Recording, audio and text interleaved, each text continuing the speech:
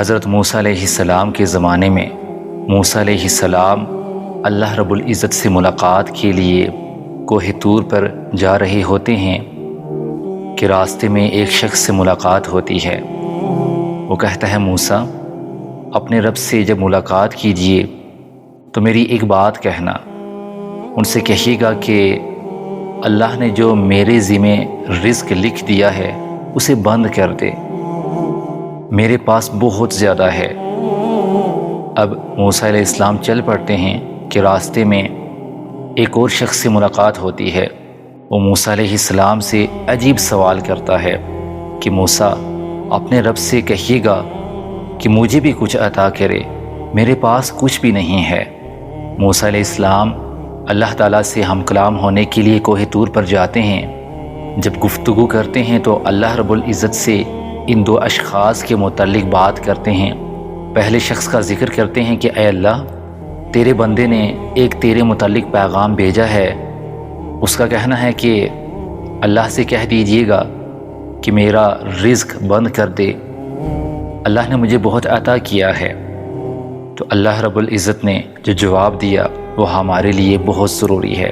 اللہ رب العزت نے موسیٰ علیہ السلام سے کہا کہ موسیٰ میرے اس بندے سے کہہ دیجئے گا کہ وہ میرا شکر ادا کرنا بند کر دے، کیونکہ جب تک وہ شکر ادا کرتا رہے گا تو میں اس کے مال کو وسعت دیتا رہوں گا، اس کے رزق کو بڑھاتا رہوں گا۔ اور دوسرے شخص کے متعلق پوچھا کہ یا اللہ، ایک شخص ہے جس نے کہا کہ میرے پاس کچھ بھی نہیں، اللہ رب العزت سے سوال کیجئے گا کہ اللہ مجھے بھی عطا کرے۔ تو اللہ رب العزت نے کہا کہ موسیٰ اس سے کہیے گا کہ میرا شکر ادا کرے۔ موسیٰ علیہ السلام کوہ طور سے واپس لوٹتے ہیں تو پہلے شخص سے ملاقات ہوتی ہے تو وہ پوچھتا ہے موسیٰ اللہ رب العزت نے میرے متعلق کیا کہا ہے؟ موسیٰ علیہ السلام اس شخص سے کہتے ہیں کہ اللہ رب العزت نے یہ جواب دیا ہے کہ آپ اس کا شکر ادا کرنا بند کر دیں تو اللہ پاک آپ کے رزق کو بند کر دے گا۔ اس شخص نے یہ بات سنی اور کہنے لگا کہ میں اللہ رب العزت کی ذات کے احسانات میں ڈوبا ہوا ہوں، سر سے لے کر پاؤں تک اس کی نعمتوں میں ڈوبا ہوا ہوں، یہ کیسے ممکن ہے کہ میں اس ذات کا شکر ادا نہ کروں؟ یہ مجھ سے نہیں ہو پائے گا، میں اللہ رب العزت کی ذات کا شکر ادا نہ کروں، یہ میرے لیے امپاسبل ہے۔ دوسرے شخص کے پاس گئے اور اس نے کہا کہ اللہ رب العزت نے میرے لیے کیا کہا ہے؟ تو موسیٰ علیہ السلام اس سے بولے کہ اللہ رب العزت نے یہ کہا ہے کہ تو اللہ رب العزت کی ذات کا شکر ادا کرنا شروع کر دے، وہ تیرے معاملات کو اچھا کر دے گا۔ اس نے کہا کہ اللہ رب العزت نے معاذ اللہ مجھے عطا ہی کیا ہے؟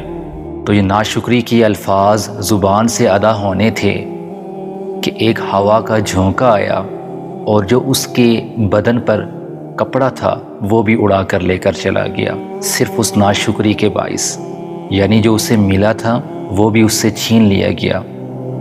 یہاں پر مجھے اور آپ کو سوچنا چاہیے کہ اللہ رب العزت نے ہمیں بہت کچھ عطا کیا ہے، آنکھیں دیکھنے کے لیے عطا کی ہیں، کان سننے کے لیے، زبان بولنے کے لیے، پاؤں چلنے کے لیے اور ہاتھ کام کاج سر انجام دینے کے لیے۔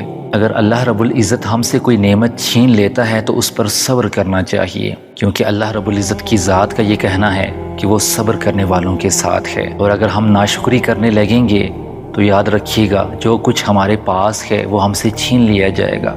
ہو سکتا ہے جو اللہ پاک نے آپ کو عطا کیا ہو وہ کسی اور بندے کی شدید خواہش ہو سکتا ہے وہ اس کی زندگی کا بڑا پرپس ہو، وہ اسے حاصل کرنا چاہتا ہو۔